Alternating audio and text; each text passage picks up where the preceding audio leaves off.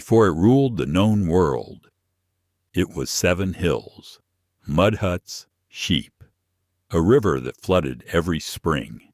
No marble, no legions, no emperors, just a handful of shepherds standing on a ridge of volcanic hills in central Italy, with no idea that the ground beneath their feet would one day be called the center of civilization. This is the story of how that happened, not with a single battle or a single king, but with centuries of struggle, myth, and stubborn ambition. This is Rome. Before Rome, every great city needs a reason to exist. For Rome, that reason was a river.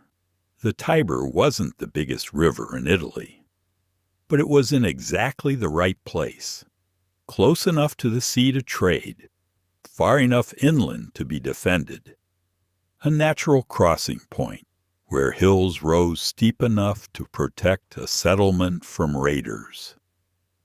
Long before Rome had a name, people were already drawn to this stretch of water. And according to legend, it's where the story truly begins. The myth goes like this. Twin infants, abandoned on the banks of the Tiber, left to die by a king who feared they'd grow up to challenge his throne. But they didn't die. A she-wolf found them, and instead of harming them, she nursed them, sheltering the boys in a cave until a shepherd discovered them and raised them as his own. Their names were Romulus and Remus. Historians don't believe this story happened exactly as told. But myths like this one aren't really about facts. They're about what a people choose to believe about their own origins. And Rome chose to believe it was built by survivors.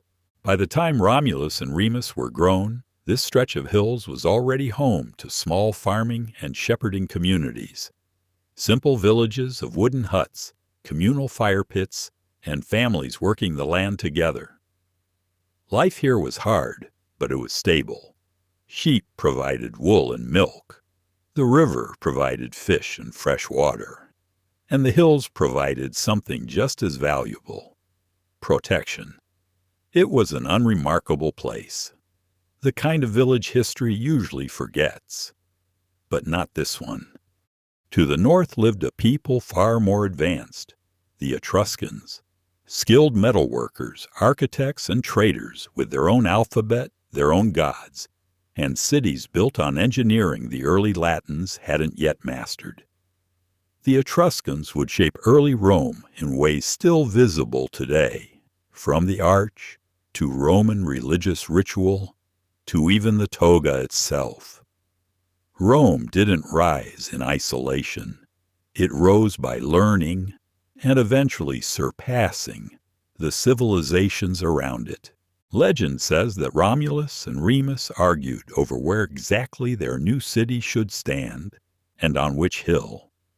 The disagreement turned deadly. Romulus is said to have killed his own brother, and alone, he marked the sacred boundary of the new city with a plow, cutting a furrow into the earth that no one was permitted to cross without his permission. The year was 753 BC, according to Roman tradition. Whether or not it happened exactly this way, Rome would always remember its founding as an act of ambition, sacrifice, and blood. What began as a single settlement started to grow. Stone replaced wood. Walls rose around the hills. Trade routes brought merchants, and merchants brought wealth.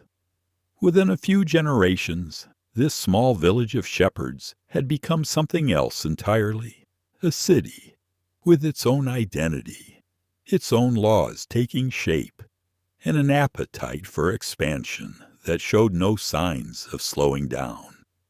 Remembered by history as a tyrant who would be overthrown by the Roman people themselves, and in his place, they built something the ancient world had never quite seen: a republic, governed not by a single ruler, but by elected representatives of its citizens. That republic would go on to conquer an entire Mediterranean world. But that is the next chapter of the story.